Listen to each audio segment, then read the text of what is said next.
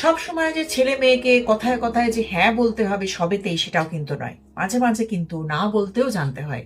যে মুহূর্তে আপনি এই কম্পেয়ারটা করবেন সন্তানদের মধ্যে, তখন কিন্তু তাদের মধ্যেও কিন্তু রিলেশনটা ঠিক থাকবে না। দুজনকেই ইকুয়ালি তাদের ভালোবাসবেন, দুজনকেই কাছে ডেকে নেবেন। এখন ছেলে বা মেয়ের মধ্যে প্রফেশনালি দিক থেকে কিন্তু কোনো ডিফারেন্স আমার তো চোখে পড়ে না। একজন মেয়ে সে যদি চাকরিও করে, তখনও তাকে সেই জুতো সেলাই থেকে চণ্ডীপাঠ সবই করতে হয়। দেখুন, ছোটবেলায় যদি শাসন না থাকে, তাহলে কিন্তু সেই বাবা মা যখন তারা একদিন বৃদ্ধ বা বৃদ্ধা হবেন, তখন কিন্তু সেই ছেলে মেয়েরা সেই বাবা মায়ের প্রতি কখনোই সংবেদনশীল হতে পারে না।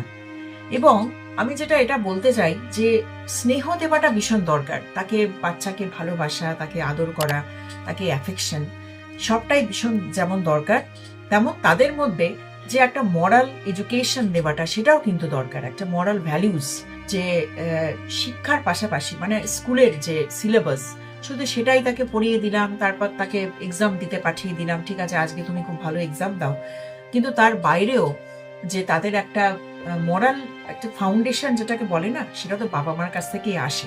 তো সেই যে মরাল যে ভ্যালুস গুলো, সেইগুলো তাদের মধ্যে তাদের জাগিয়ে তোলা, তাদের শেখানো, এবং মরাল এডুকেশন যেটা আমি বলবো, যে সেই ভ্যালুস গুলো বাবা মাকেই কিন্তু করতে হয়। যেটা আমরা বারবার বলি না, যে চ্যারিটি বিগিনস অ্যাট হোম। তো এই জিনিসটা যদি বাবা মারা ছোট থেকে সেই তাদের সন্তানদের যদি সেই শিক্ষায় যদি শিক্ষিত করে তোলে, তাহলে না সেই বাবা মারা যখন তাদের সেই বয়স হয়ে যায়, বৃদ্ধ বৃদ্ধা তারা যখন হয়ে যান, তখন তাদের কিন্তু আর সেই একাকিত্ব বোধ হতো না, বা তাদের সেই বৃদ্ধাশ্রমে যেতে কি আশ্রয় নিতে হতো না। কিন্তু সেই কোথাও না কোথাও আজকে আমরা খালি একটা দিকেই খালি ফোকাসড হয়ে যাচ্ছি। সেটা হচ্ছে আমাদের ফোকাসটা থাকে যে আমরা আমাদের ছেলে মেয়েদের একটা জিনিসই শুধু শেখাবো, যে কি করে পরীক্ষায় ভালো রেজাল্ট করা যায়। ওই 85%, 90%, 95% হতেই থাকছে, হতেই সব জায়গায় আপনারা দেখবেন রেজাল্টে এখন এই পার্সেন্টেজ গুলোই আসে। আমরা সেটাই শুনি যে সবাই 80% এন্ড অ্যাবভ, 90% এন্ড অ্যাবভ এইসব পেয়ে গেছে।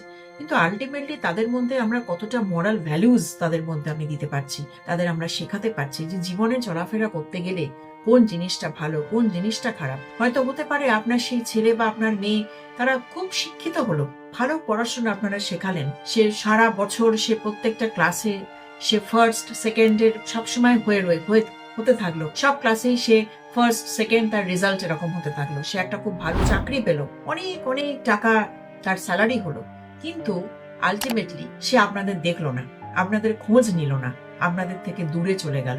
তো তাহলে আমার তো মনে হয় না যে সেই বাবা মা খুব সাকসেসফুল বাবা মা হতে পেরেছে। মানে বাবা মার কাজে কি হচ্ছে, শুধু আমি আমার ছেলে মেয়েকে খালি ভালো রেজাল্ট করাবো, তারপর তাদের পড়তে বিদেশে পাঠালাম, কি দেশেই থাকলো, বা খুব ভালো চাকরি করলো, অনেক অনেক টাকা সে উপার্জন করলো, বড় বাড়ি করলো, বড় গাড়ি কিনলো, এগুলোই কি জীবনের অবজেক্ট? নাকি যে এমন ছেলে মেয়ে হওয়া দরকার যে যখন আমরা বাবা মারা, যখন আমরা অসুস্থ হলাম, সেই ছেলেমেয়েরা আমাদের কাছে এসে অন্তত আমাদের একটু খোঁজ নিল, আমাদের প্রতি একটু যত্নশীল হলো, আমাদের একটু টেক কেয়ার করলো, তখনই আমার তো মনে হয় যে বাবা মা হওয়া তখন সাকসেসফুল, যে আমি একজন ঠিক বাবা হতে পেরেছি, বা একজন সঠিক একজন আদর্শ মা হতে পেরেছি।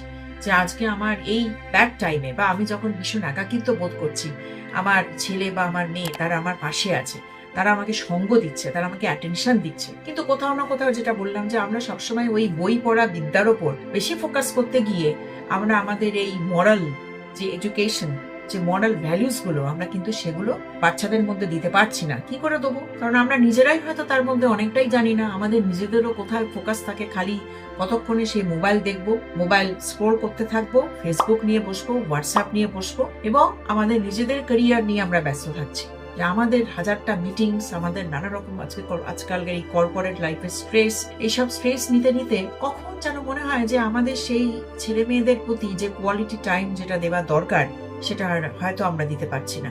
মানে আমাদের শুধু একটাই ফোকাস আমরা রাখছি, যে আমরাও ক্যারিয়ারে ফোকাস করব এবং প্রচুর প্রচুর টাকা উপার্জন করব, ছেলে মেয়েদের একটা বিশাল কমফোর্টেবল একটা লাক্সারিয়াস লাইফস্টাইল দেবো, সেদিকে দেখছি। কিন্তু এই তাদেরই দেখবেন যে পরবর্তীকালে তাদেরই সেই বলে না যে কর্মফল, যে আমরা ঠিক যেমন ভাবে আমরা আমাদের বাবা মাকে যত্ন করব বা তাদের প্রতি আমরা যতটা সেন্সিবল হব, দেখবেন ঠিক আমাদের যারা পরের জেনারেশন তারাও ঠিক সেটাই আমাদের থেকে শিখবে। আমি আমার বাবা মাকে যদি টেক কেয়ার না করি, তাহলে হাউ ক্যান আই এক্সপেক্ট যে আমার যে বাচ্চা আছে সে আমাকে টেক কেয়ার করবে? কারণ একদিন না একদিন সে বলতে শিখবে যে না, তুমি তো তোমার বাবা মাকে টেক কেয়ার কোনোদিন করনি, তুমি তো তাদের কোনোদিন যত্ন করনি। তাই এই যে জিনিসগুলো করছে, কোথাও না কোথাও যে বাবা মায়ের তাদের নিজেদের কোথাও না কোথাও ভুল হয়েছে। সে হয়তো তার ছেলে মেয়েকে যখন শাসন করার দরকার ছিল সেটা সে করতে পারেনি, তাদের মধ্যে সে মোরাল ভ্যালিউজ, সে ভ্যালু সিস্টেমগুলোকে তাদের মধ্যে শেখাতে পারেনি, তাদের মধ্যে জাগাতে পারেনি, বা কোথাও না কোথাও তারা সেই ছেলে মেয়েদের সঙ্গে কোয়ালিটি টাইম দিতে পারেনি, যে কোয়ালিটি টাইমটা শুধুমাত্র পড়াশোনার জন্য নয়। যেটা আমি বলতে চাইলাম বারবার, যে সেই সময় আপনি আপনার ছেলে মেয়েকে শেখাবেন যে কোনটা ভালো কোনটা খারাপ, বা সে একজন ভালো মানুষ কি করে হতে পারে, তার জন্য তাকে নানান রকমের এক্সাম্পল দিলেন, নানান রকম মহাপুরুষ তাদের গল্প শোনালেন, নানা রকম স্পিরিচুয়াল বই পড়ালেন, গল্পের মাধ্যমে তাদের নানান রকম, আজকাল তো প্রচুর প্রচুর গল্প পাওয়া যায়, গল্পের বই পাওয়া যায়, সেই গল্পগুলো তাদের শুনিয়ে তাদের মানসিকতাটাকে, তাদের স্টেট অফ মাইন্ডকে সেই দিকে নিয়ে যাওয়া, সেই ডাইরেকশনে তাদের চলতে শেখানো, সেগুলো কিন্তু একজন বাবা মায়ের তাদের রেসপন্সিবিলিটি।